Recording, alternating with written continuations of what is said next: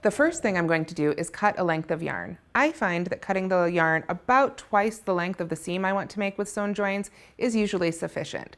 So I'm going to use a contrast color yarn right now so that you can really see what I'm doing. But like I said, if you use the same color yarn, these seams should pretty well disappear. Now I'm going to thread my yarn on a yarn needle. A yarn needle, also known as a tapestry needle, is different because it has a large eye and a blunt end.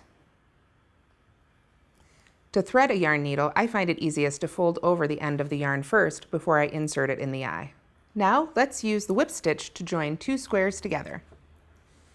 Here I have two small granny squares.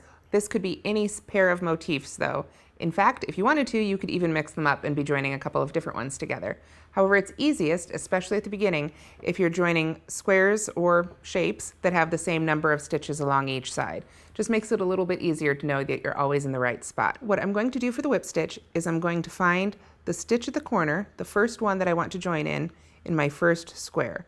And what I'm going to do is go under both of the loops of that first stitch with my yarn needle, just like so. Then I'll pull that most of the way through, but I want to leave a couple inches so that I don't accidentally end up pulling my seam all the way through and having to start over. Then I'm going to come to my second square, find the matching stitch on that side, and go underneath those top two loops from the top. You'll see the first one, I came from underneath the square. For this one, I'm going to come from the top down. So I go under those top two loops, and then I just pull my needle through. And you can see, if I pull on my ends here, that pulls those sides together. So from there, it's the same thing. I go back to the first square and I come from underneath, going under those top two loops, like so. Then I go to the second square, and from the top, I go under the top two loops of that stitch. And I would just continue right on up the seam. So it literally whips through those stitches, hence the name, I suppose.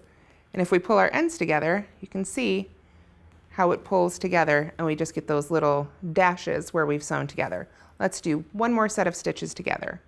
I'll go from underneath the square, under those top two loops of the next stitch, and then down from the top, under the top two loops of the matching stitch in the second motif, and just pull that as tight as I'd like.